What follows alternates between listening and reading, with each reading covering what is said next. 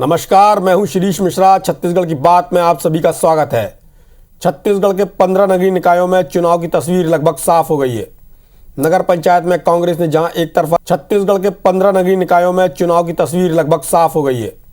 नगर पंचायत में कांग्रेस ने जहां एक तरफा जीत दर्ज की है, तो वहीं 5 नगर पालिकाओं में 3 नगर पालिका सारंगढ़, शिवपुर चरचा और बैकुंठपुर में कांग्रेस ने कब्जा कर लिया है। वहीं जामुल नगर पालिका में बीजेपी के खाते में गई है, जबकि खैरागढ़ सीट पर बीजेपी कांग्रेस में मुकाबला बराबरी पर रहा। चुनाव भले सिर्फ 15 निकायों में का था, पर इसके नतीजों की गूंज पूरे प्रदेश में सुनाई दी। बहरहाल जो तस्वीर उभर रही है, उससे जो संदेश निकल रहा है, उसके क्या सियासी मायने हैं, प्रदेश की राजनीति में इसका क्या असर दिखेगा, इन तमाम सवालों के जवाब तलाशने की कोशिश करेंगे हम। लेकिन उससे पहले देखते हैं एक रिपोर्ट।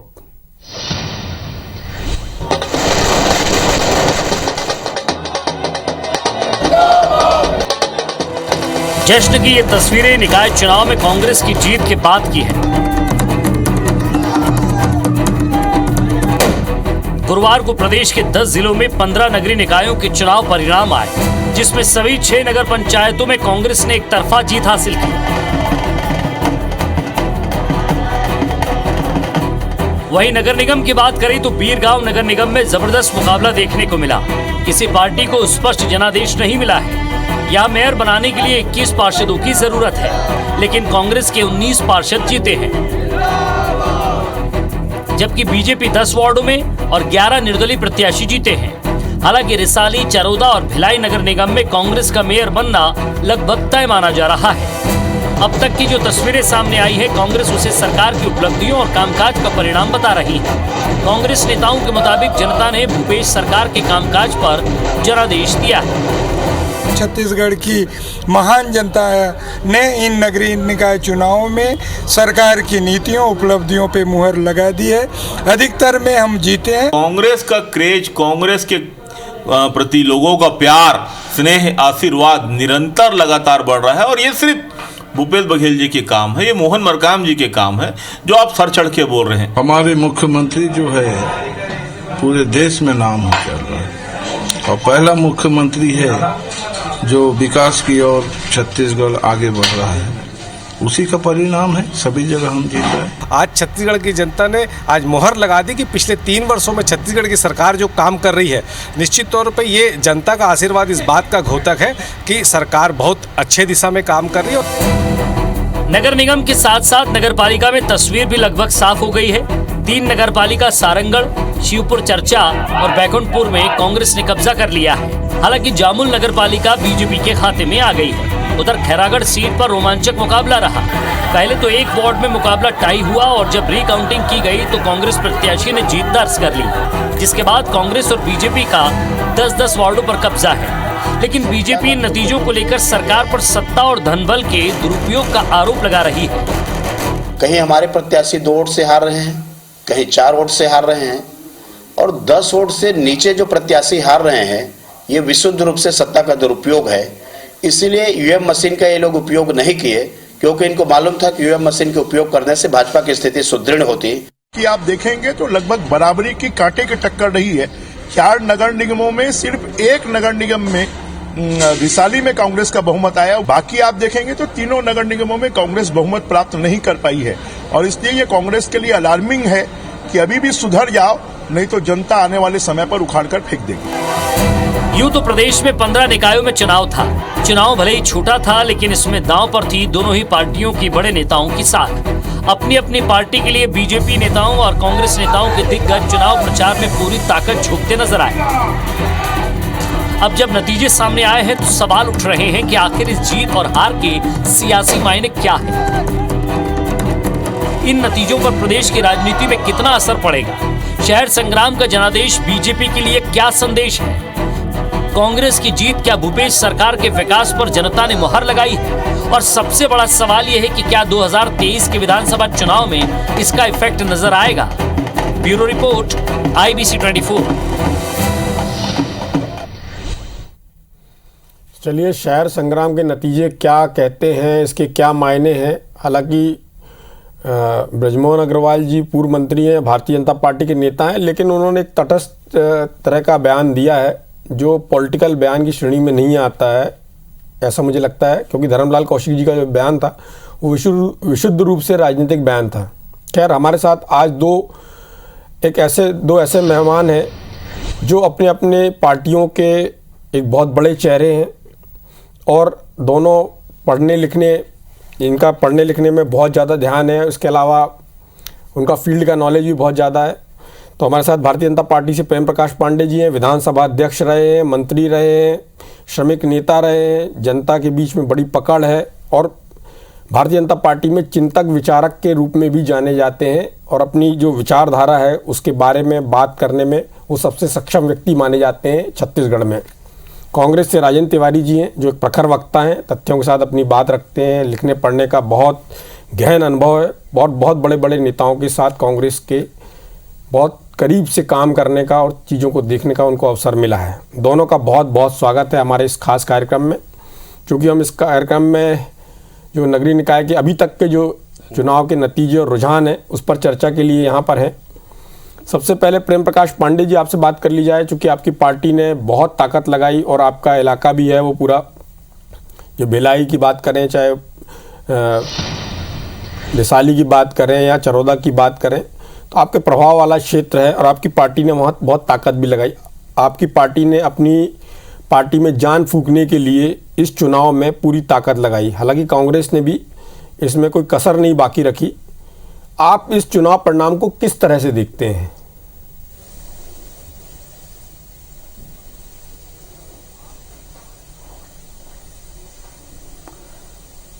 देखिए, जहां तक चुनाव परिणाम का है, ये जिस पैटर्न पे चुनाव हो रहा है उस पैटर्न में ये बिल्कुल सही है कि जो सत्तारूढ़ दल है उसके साथ में लोग ज्यादा जाते हैं, क्योंकि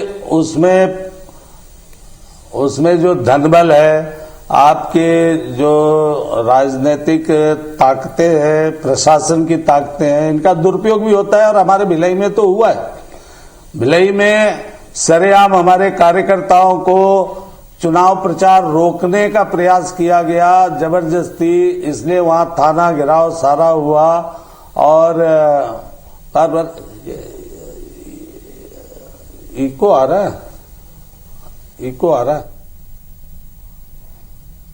रहा है ऑन एयर आपकी आवाज ठीक जा रही है। और अभी हमने कल ही जो है चुनाव आयोग को एक नोटिस भी दिया था।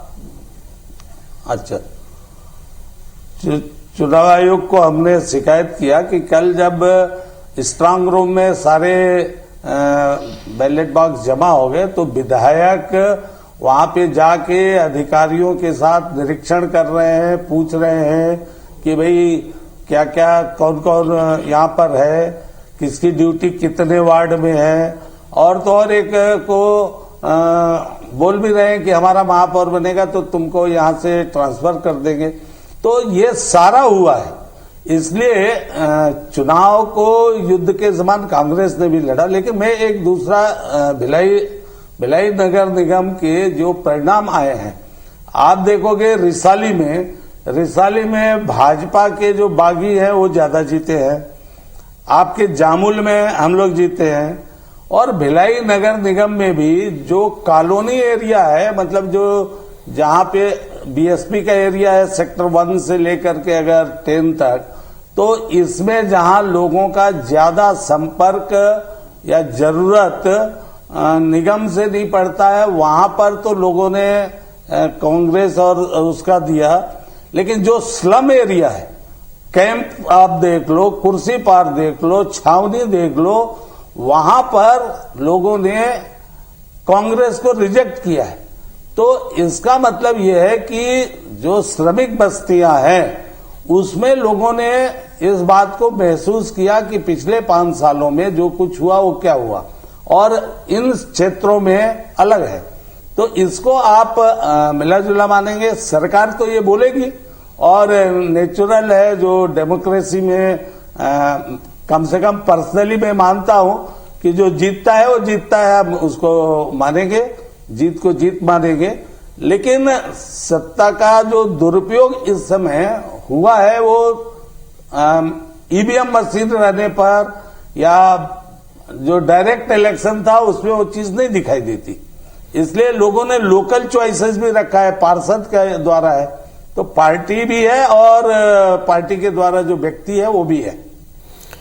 प्रेम प्रकाश जी, जैसा कि आपने कहा कि जो बागी आपकी पार्टी के थे वो जीते हैं, लेकिन आपकी पार्टी ने तो अपने बागियों से पहले ही नाता तोड़ दिया। चुनाव परिणाम आने के पहले ऐन चुनाव के बीच में आपने अपने बागियों को बाहर का रास्ता दिखा दिया, निष्कासित कर दिया 6 साल के लिए। इसका मतलब है आपने मान लिया कि वो आपकी पार्टी से उनका कोई संबंध नहीं है। कांग्रेस ने ऐसा कुछ नहीं किया। एक दूसरा, बीरगांव एक ऐसी नगर निगम है जहां पर आपकी पार्टी हो या कांग्रेस, दोनों के पार्षदों की संख्या पिछले बार की तुलना में कम हुई है। कांग्रेस 23 से 19 पे आ गई, आपकी पार्टी के भी 3 पार्षद कम हुए हैं। ये जो ट्रेंड है ये क्या दिखाता है?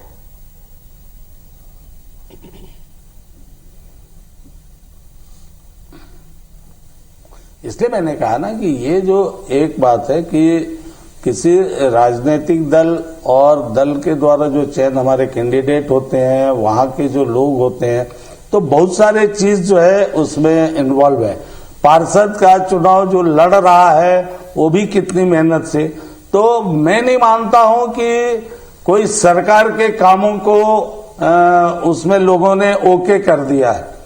बहुत से सामाजिक समीकरणों से होते हैं, व्यक्तिगत है, तो 50% यदि राजनीतिक विचारधारा के आधार पर होता है तो व्यक्तिगत आधार पर भी इसमें वोट जो है मिलते हैं, ये जो पार्षद वाले मामले में।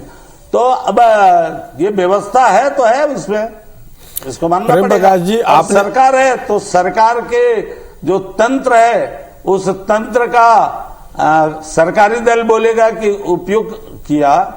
हाँ, मैं बोल रहा हूँ जी, बोलिए।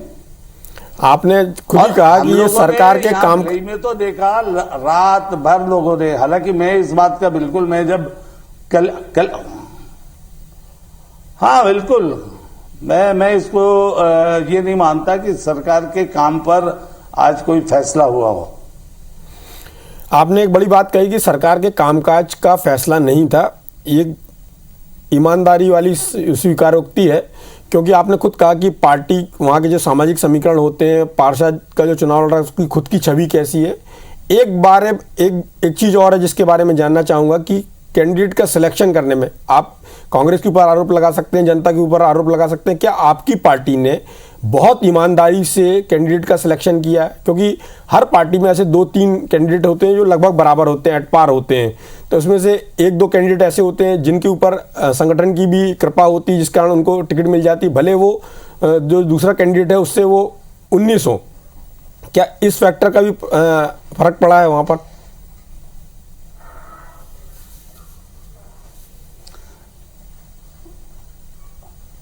देखिए क्या होता है कि जब हम लोग कैंडिडेट चयन कोई भी करते हैं तो जो हमारे पास उपलब्ध रहता है किसी भी पार्टी के पास, उसमें मैं नहीं समझता हूँ सारे लोग जो बैठते हैं वो बेस्ट अवेलेबल का ही सिलेक्शन करते हैं।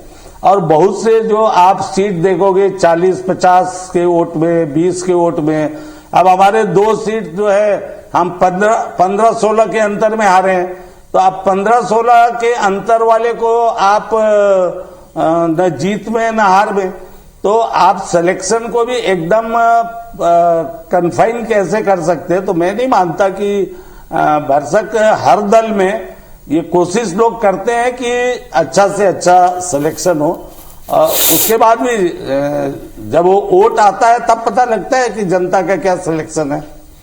प्रेम प्रकाश, ये नगर पंचायत के चुनाव हुए जो ग्रामीण इलाका माना जाता, लगभग मिक्स पॉपुलेशन होती है वहाँ पर, तो जैसे बीजापुर की बात करें, वहाँ आपकी पार्टी का एकदम से सुपड़ा साफ हुआ है। कोंटा की बात करें या फिर हम नरहरपुर की बात करें, ऐसी जगहों पे आपकी, खासतौर पर आदिवासी इलाकों में प्रेमनगर की बात करें, वहाँ आपकी पार्टी का जो परफॉर्मेंस रहा बहुत ही पुअर रहा है।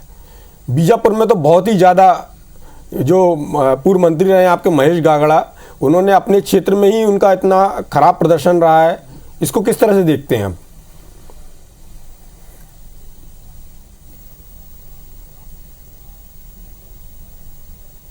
देखिए, मैं एक बहुत अगर ईमानदारी से और थोड़ा एनालिसिस करूं तो बीजेपी जो है वो पार्टी को लेके चलती है, आइडियोलॉजी को लेके चलती है, पार्टी के संगठन को और कार्यकर्ता को लेके चलती है। कांग्रेस जो है इंडिविजुअल लीडरशिप को लेके चलती है, तो कांग्रेस की एक वर्किंग जो होती है वो वार्ड वाइज इंडिविजुअल लीडरशिप वो डेवलप होते हैं, विधानसभा वाइज भी वो इंडिविजुअल लीडरशिप होते हैं, वो पार्टी के कारण कम रहते हैं, उनकी इंडिविजुअलिटी भी ज्यादा थोड़ा इफेक्टिव रहती है। तो ये जो पार्षद के चुनाव है, आप इसमें हमेशा मानेंगे कि पार्टी के साथ साथ इंडिविजुअलिटी की या इंडिविजुअल जो पर्सनालिटी है उसका ज्यादा इफेक्टिवनेस है। और ये आप देखेंगे पहले भी मेयर्स के जब डायरेक्ट चुनाव होते थे तो मेयर्स के साथ जो है भाजपा के पार्षदों की संख्या बढ़ जाती थी। इंडिविजुअल लीडरशिप तो भी इनके पास जो पार्षदों की रहती थी वो अच्छे जो बहुत दिनों से अपने वार्ड में, क्योंकि कई तो वार्ड के ही वो कार्यकर्ता और लीडर रहते हैं, तो ये चीजें हैं, इसको स्वीकारना चाहिए और इस दिशा में आगे जाना चाहिए। चलिए, राजेंद्र तिवारी जी हमारे साथ हैं। राजेंद्र जी, आपने प्रेम प्रकाश पांडे जी का एनालिसिस भी सुना होगा, बहुत ईमानदारी वाला उनका एनालिसिस था, कोई पार्टी के हिसाब से नहीं था। उन्होंने कोई आरोप भी नहीं लगाया कि सरकार की नीति नियम कार्यक्रम इस तरह की कोई बात नहीं की। उन्होंने जो दोनों पार्टियों को सच है उस पर अपनी बात रखी।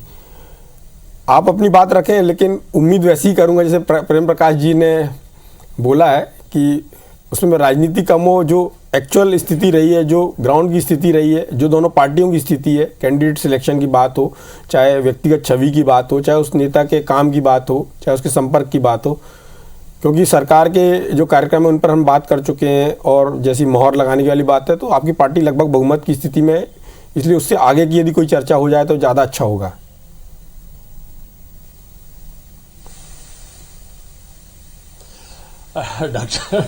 डॉक्टर मिश्र, मेरे वक्तव्य को, मेरी अभिव्यक्ति को आप सीमित करने का प्रयास कर रहे हैं कि मैं नहीं, मैं सीमित करने का प्रयास नहीं कर रहा हूं तिवारी जी, टिप्पणी न करूं, तिवारी जी बात कहो।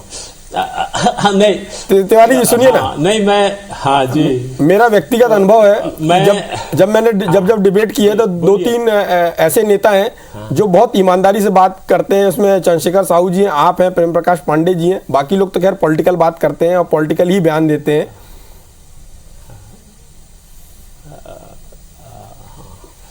नहीं, ठीक है। अब पांडे जी ने बहुत सारी ऐसी बातें कही जो उनके अपने नजरिए से, उनके अपने दृष्टिकोण से सही हो सकती है। उन्होंने सरकार पर आरोप लगाया कि सत्ता का दुरुपयोग हुआ और उसकी विभिन्न प्रकार से उन्होंने व्याख्या की।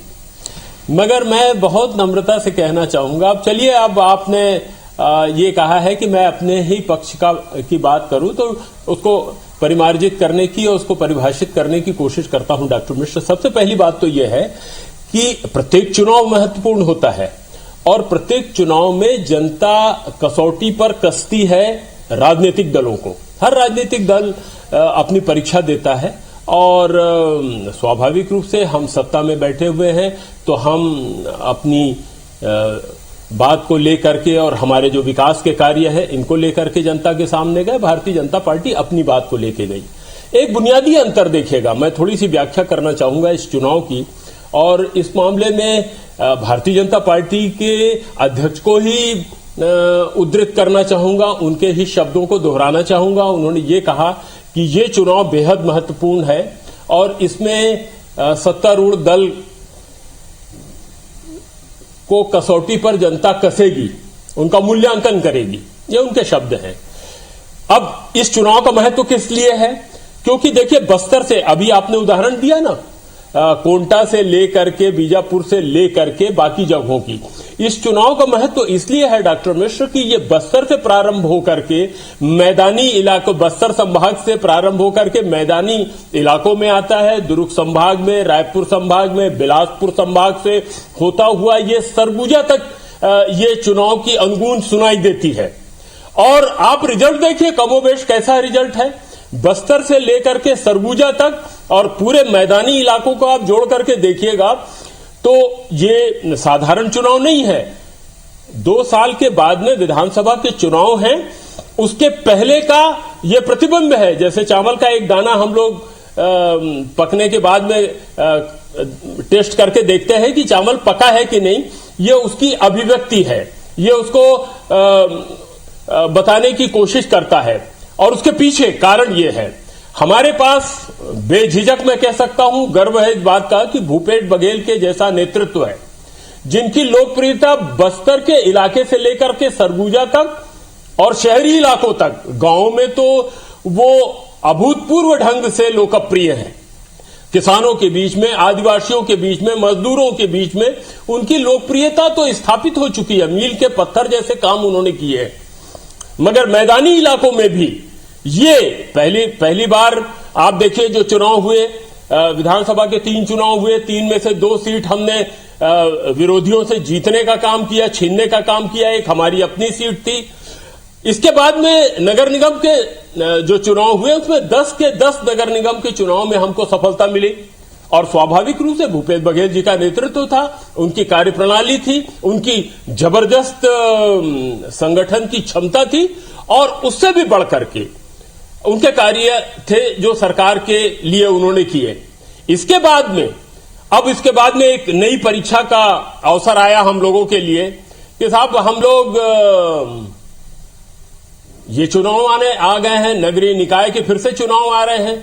नगरीय निकाय के चुनाव में फिर से हम लोगों की परीक्षा होनी थी, और भारतीय जनता पार्टी ने तो अपने आप को झोंक दिया। किस स्तर के नेता उन्होंने लगाए। भिलाई में बृजमोहन जी अग्रवाल मेरे बड़े आत्मीय हैं व्यक्तिगत रूप से। यहां अजय चंद्राकर जी को लगाया बिरगांव में, और 4 नगर निगम के चुनाव हुए। 4 में से रिसाली में पहली बार नगर निगम का चुनाव हो रहा है।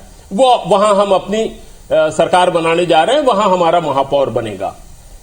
हम चरौदा में और बिरगांव में इस स्थिति में है कि हमारा महापौर बनेगा। तो 4 के 4 स्थानों में आज ये स्थिति है नगर निगम के मामले में कि चारों नगर निगम में कांग्रेस का महापौर होने वाला है, क्योंकि सबसे बड़ी पार्टी है। या तो हमको पूर्ण बहुमत मिला है, और एक आध स्थान पर अगर बहुमत नहीं मिला है तो बहुमत से एक आध पीछे हैं हम, तो वहां निश्चित रूप से महापौर हमारा होगा। और इसी श्रृंखला में देखिए, सारंगगढ़ से लेकर के खैरागढ़ तक हम लोगों को जो सफलता मिली है वो उल्लेखनीय है। आपने आदिवासी इलाके का उल्लेख किया, और हालत यह है आदिवासी इलाके में, मैं देख रहा हूं कि भोपालपट्टनम में तो 15 की 15 सीट कांग्रेस जीत रही है। भारतीय जनता पार्टी का खाता तक नहीं खुल रहा है। आप प्रेमनगर में देखिए, 11 कांग्रेस है, 2 भारतीय जनता पार्टी है। कोंटा में देखिए तो 14 कांग्रेस है, 1 भारतीय जनता पार्टी है। तो सुदूर वनवासी इलाकों में देखिए तो वहां तो भारतीय जनता पार्टी का सुपड़ा पूरी तरह से साफ हो चुका है। अब इसकी मीमांसा हम करें। डॉक्टर मिश्रा, आपने कहा कि मैं बिल्कुल सापेक्ष भाव से और शुद्ध रूप से, चलिए कोशिश करता हूं कि तटस्थ होकर के भी बात करें अपन। अभी प्रेम प्रकाश जी पांडे ने कहा कि चेहरे को लेकर के नहीं, व्यक्ति को लेकर के नहीं, हम तो संगठन के बल पर चुनाव लड़ते हैं। हर राजनीतिक दल संगठन के बल पर ही चुनाव लड़ता है, मगर कोई चेहरा ऐसा होता है जो जनता को आकर्षित करता है। मुझे कहने में कोई दिक्कत नहीं है कि राष्ट्रीय स्तर पर जब चुनाव हुए थे तो आदरणीय मोदी जी का चेहरा बड़ा प्रभावशाली था, उनके चेहरे के नाम पर लड़ा गया था। कौन से संगठन के बल पर आपने चुनाव लड़ा था? और साहब, हमारे यहां चुनाव हुआ तो हमने भी चेहरे के नाम पर चुनाव लड़ा, भूपेश बघेल जी के चेहरे के नाम पर चुनाव लड़ा। अगला चुनाव भी हम उन्हीं के चेहरे पर लड़ने वाले हैं। तो चेहरे के नाम पर चुनाव लड़ता है, और सिपाही जो होता है वो अपना काम करता है। और इसमें 2 लोगों को हम, मेरे जैसा आदमी जिसका लंबा संगठन का अनुभव है, राजनीति का अनुभव है, बेझिझक कह सकता है कि एक तो भूपेश बघेल जी की व्यक्तिगत लोकप्रियता, उनके अपने किए गए कार्य, और दूसरे कांग्रेस के कार्यकर्ताओं का उत्साह, इन दोनों के मिले जुले रूप ने ला करके चुनाव को इस परिणाम तक ला करके खड़ा किया। भारतीय जनता पार्टी के पास, मैं बड़ी नम्रता से कहना चाहूंगा, चेहरे के नाम पर कोई नहीं है। आप देखिए, इनके विज्ञापन भी छपे तो सबसे बड़ा फोटो इन्होंने नरेंद्र भाई मोदी का दिया। इन्होंने पुरंदेश्वरी देवी से लेकर के नवीन भाई तक को फील्ड में उतारा, और पूरा ये प्रयास किया, क्योंकि प्रदेश स्तर पर इनके पास चेहरा ही नहीं रह गया है। और हमारे पास चेहरा है, जिसके कार्य है, जिसकी लोकप्रियता है, और कांग्रेस के कार्यकर्ताओं का उत्साह है। इन सब मिले जुले कारणों से ये परिणाम आए हैं। भारतीय जनता पार्टी के पास नरेंद्र भाई मोदी का चेहरा वो ग्राम पंचायत में इस्तेमाल करते हैं, इससे आप सहज रूप से ये पता लगा सकते हैं राजेंद्र तिवारी जी इनकी क्या स्थिति रही है इस चुनाव में। दूसरी बात यह है कि चुनाव तो आते जाते रहते हैं भाई, परिणाम भी आते हैं, कभी पक्ष में आता है कभी विपक्ष में आता है डॉक्टर मिश्र, मगर जिस तरह की भाषा का प्रयोग भारतीय जनता पार्टी के वरिष्ठ नेताओं ने किया, मैं अजय चंद्राकर को पिछले 30 साल से ज्यादा समय से जानता हूं। जब वो बीरगांव में खड़े होकर के ये बोले सार्वजनिक रूप से और वो अखबारों में प्रकाशित हो कि अगर कोई शराब लाया यहां तो वो जिंदा नहीं बचेगा, कसाई हो क्या भाई आप? ये किस तरह की भाषा? कोई छोटा मोटा भारतीय जनता पार्टी का कार्यकर्ता बोले तो समझ में आता है कि अति उत्साह में कई बार जोश रहता है और होश खो बैठते हैं तो बोल दिया होगा, मगर अजय चंद्राकर जैसा आदमी इस तरह की भाषा का इस्तेमाल करे तो ये लोगों के ऊपर अच्छा असर नहीं पड़ता, उनकी पार्टी के ऊपर अच्छा असर नहीं पड़ता। जब डॉक्टर रमन सिंह जैसे परिपक्व नेता मंच से खड़े होकर के सरकारी अधिकारियों को जिन शब्दों में कह रहे हैं वो शब्द उनको शोभा नहीं देता, तो जनता कसौटी पर सारी बातों को कसने का काम करती है। वो देखती है कि कौन काम कर रहा है और कौन बात कर रहा है। और मिथ्या प्रचार साहब, आपने तो पूरा वातावरण बनाने की कोशिश किया कि कैसे इस प्रदेश में सांप्रदायिक दंगा हो जाए, कैसे इस प्रदेश में वो उस तरह की गंदगी जो कुछ खास प्रांतों में फैली हुई है सांप्रदायिकता के नाम पर, उसका जहर यहां पर बोया जाए। मगर हम आभारी हैं छत्तीसगढ़ की जनता के और शत शत प्रणाम करते हैं कि वो भूल के भी इस तरह के अनर्गल कुप्रचार में नहीं आई और उन्होंने वही निर्णय लिया जो छत्तीसगढ़ के सर्वांगीण विकास की दिशा में, चलिए राजेंद्र तिवारी जी, जो छत्तीसगढ़ को आगे बढ़ाने की दिशा में। हमारे साथ मुख्यमंत्री भूपेश बघेल जी हैं जो अभी दिल्ली से लौटे हैं। फिर भी जिसको प्रभार दिया गया था उन्होंने सफलता दिला दी, मैं उनको बधाई देता हूँ। हाँ मोहन जी, कुछ जगह महापौर बनने में समर्थन लेने की जरूरत पड़ेगी, कैसे बनेगा? एक दो जगह ऐसे वो तो जो प्रभारी हैं वो सब देख लेंगे। सभी तरफ बहुमत है हमारा, सभी तरफ बहुमत है और जहाँ कमी है वो निर्दलियों के सहयोग से बन जाएगा। भारतीय जनता पार्टी तो आसपास भी नहीं है, एक आध जगह बात छोड़ दीजिए, सब जगह बहुत पीछे। सर, उत्तर प्रदेश में आपको कलेक्टर द्वारा अनुमति नहीं दी जा रही है, आपने कलेक्टर को बोलना भी रहा है, किस तरीके से वास्तव हो? मतलब मैंने तो आज तक इतने दिन के राजनीतिक जीवन में पहली बार देखा कि जो कार्यकर्ता हमारे पार्टी पदाधिकारी जब कार्यक्रम की अनुमति लेने गए थे तो उन्होंने कहा लखीमपुर खीरी में उनसे लिखित में लिया कि आप लखीमपुर की घटना का उल्लेख नहीं करेंगे, जो किसान शहीद हुए उसके परिवारजनों का सम्मान या उससे मुलाकात आप नहीं करेंगे, आप उस घटना की जिक्र नहीं करेंगे, अजय मिश्रा टेनी के बारे में कुछ भी नहीं बोलेंगे। तब जाके परमिशन मिला, हेलीपैड के परमिशन तो मिल ही नहीं रहा था, कार्यक्रम स्थल के भी परमिशन तब मिला जब इस सारे शर्तों को उन्होंने कहा एफिडेविट में लिखवाया, तब जाके परमिशन दिया और जाके मैंने वो सब काम किया जिसके लिए उन्होंने मना किया था। तो आपने देखा मुख्यमंत्री जी किस तरह से अपने साथी मंत्रियों, विधायकों और पार्टी के कार्यकर्ताओं का उत्साहवर्धन कर रहे थे, साथ में वो आश्वस्त भी थे कि उनकी सब जगह सरकार बनने जा रही, भारतीय जनता पार्टी कहीं दूर दूर तक नहीं है।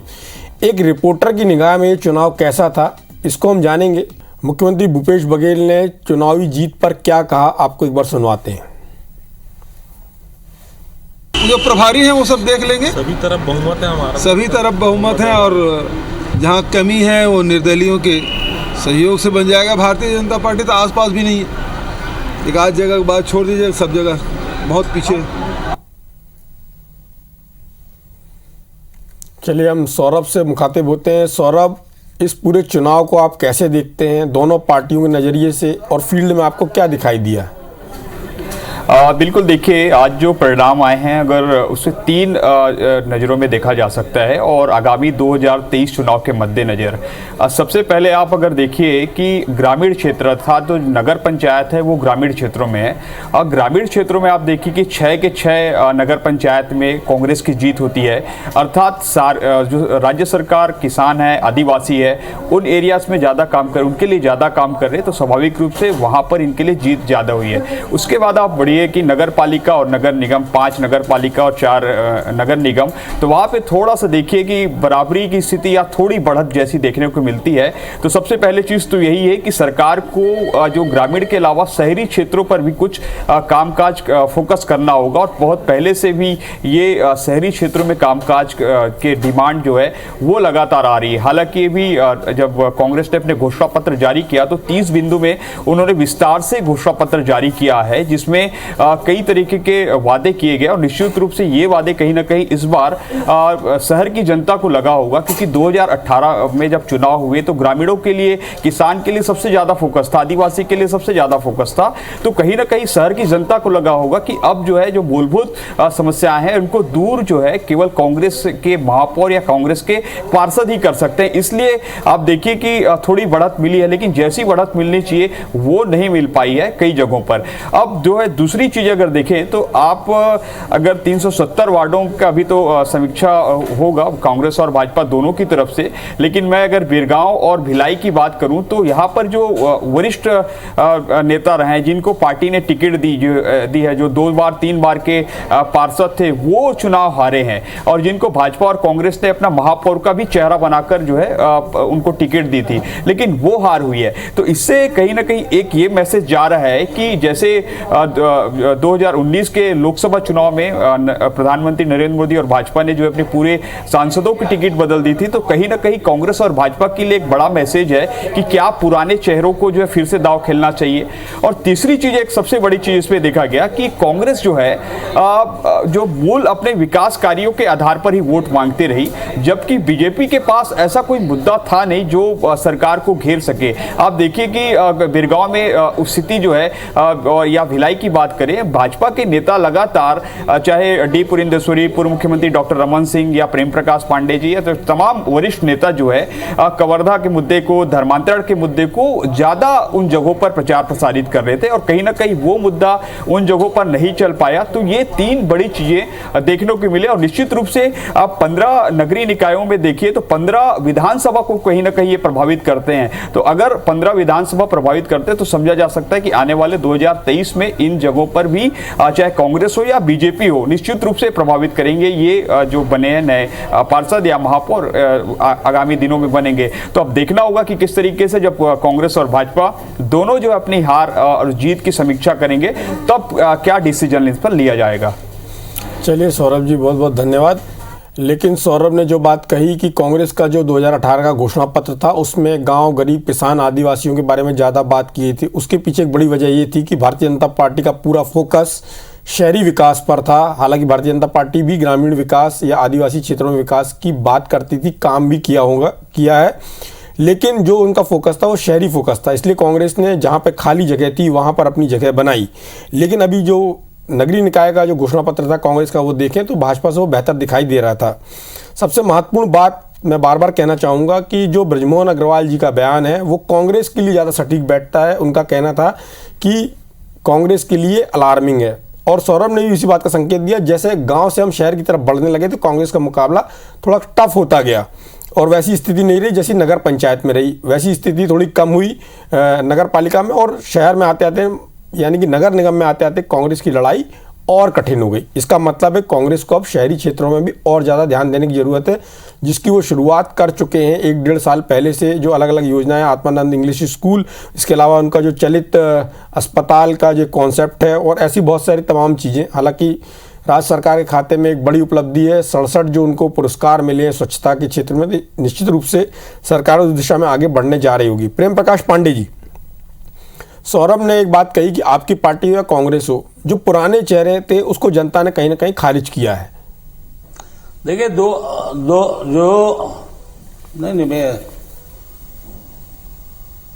नहीं ऐसा बिल्कुल एकदम ये आउटराइट कोई रूल नहीं है। कांग्रेस के भी बहुत से पुराने चेहरे अच्छे से जीते हैं और भाजपा के भी पुराने चेहरे जीते हैं, ये बिल्कुल नहीं है।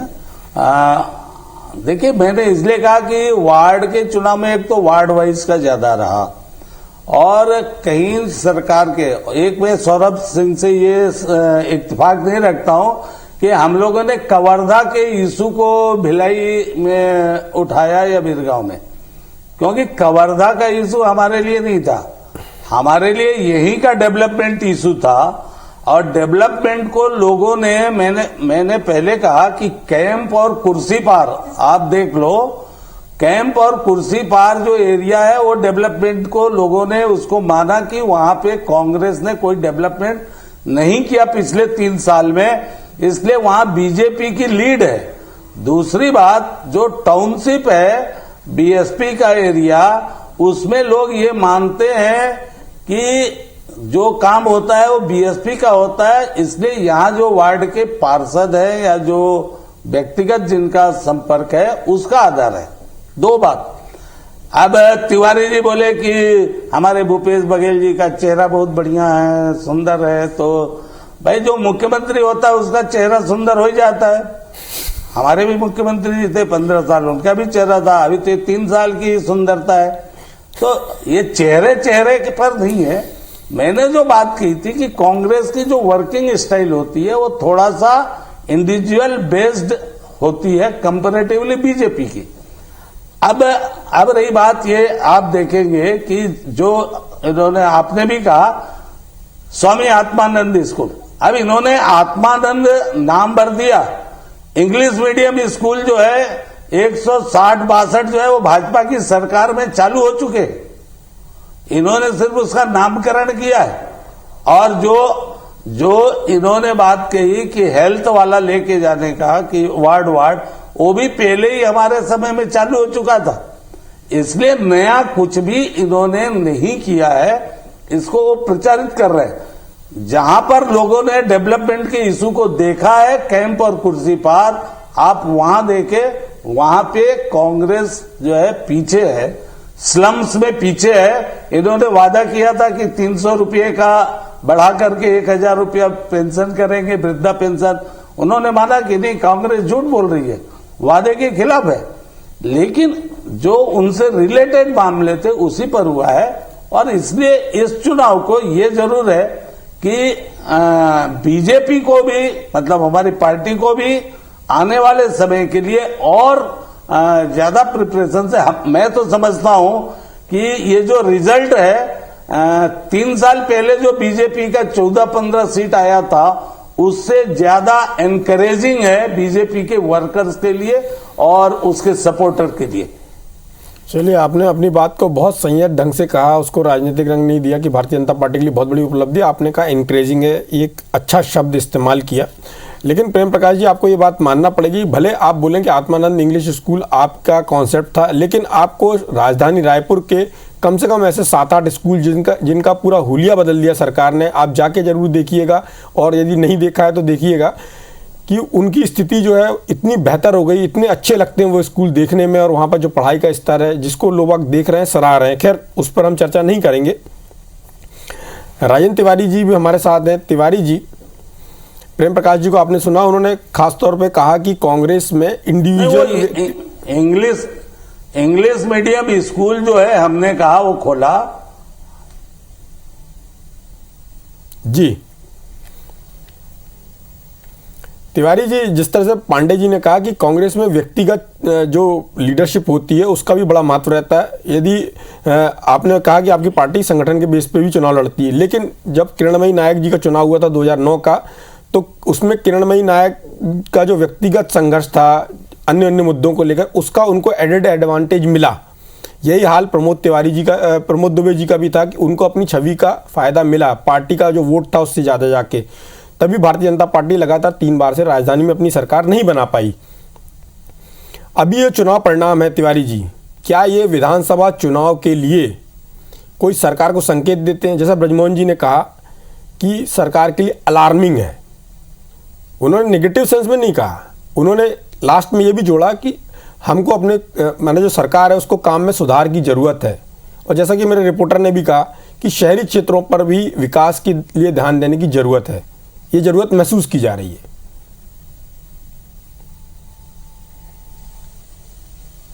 ठीक है, सबसे पहली बात यह है, ब्रजमोहन जी ने जो कहा वो भारतीय जनता पार्टी के वरिष्ठ नेता हैं, तो उनको इस तरह की बात कहना स्वाभाविक है उनके लिए।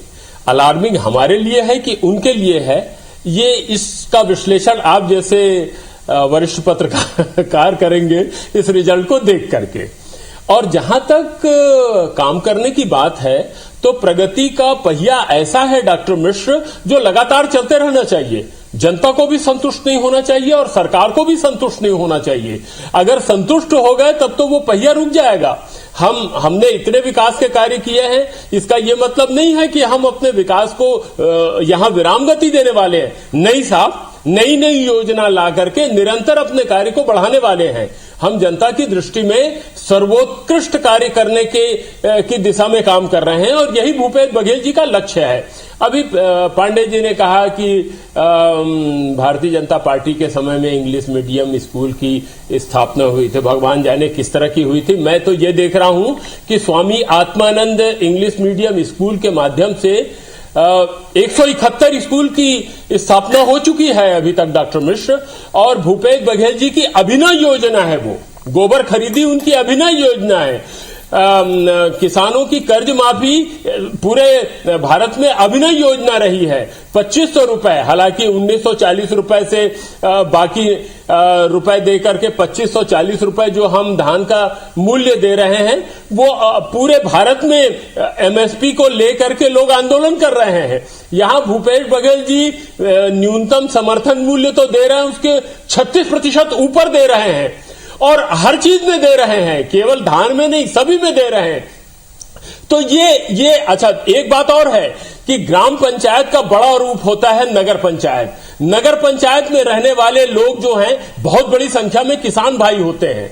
वो देखते हैं कि भाई किस तरह से भूपेश बघेल जी की सरकार उनको समर्थन मूल्य से 36% ज्यादा दे रही है, किस तरह से किसानों के कर्ज की माफ कर रही है, किस तरह से सिंचाई के कर को माफ कर रही है।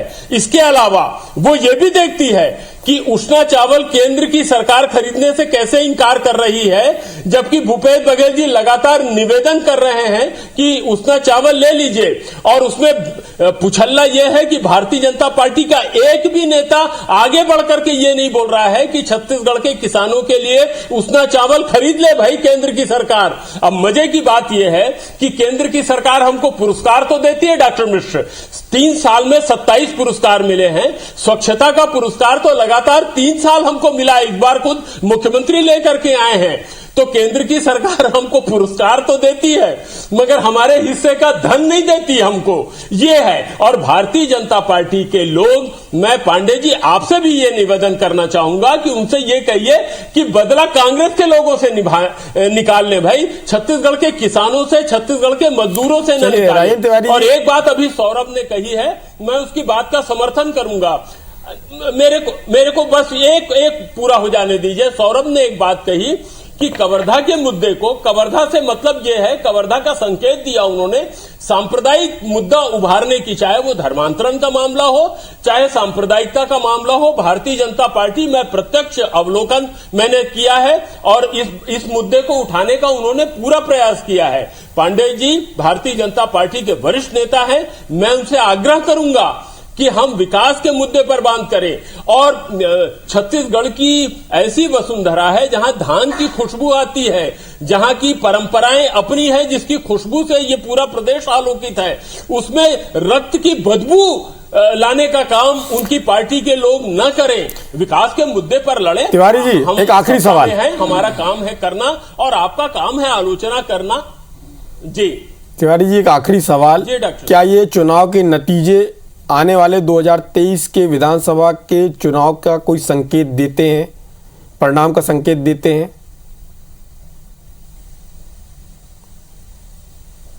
निश्चित रूप से डॉक्टर मिश्र, हम और केवल यही नहीं, हर बार उस कसौटी पर हम खरे उतर रहे हैं। जैसे बाई इलेक्शन हुए विधानसभा के, फिर नगर निगम। एक सवाल और तिवारी जी, और इस बार का चुनाव जैसा मैंने कहा कि बस्तर से लेकर के सरगुजा तक, और ये संकेत तो पूरी तरह से देते हैं।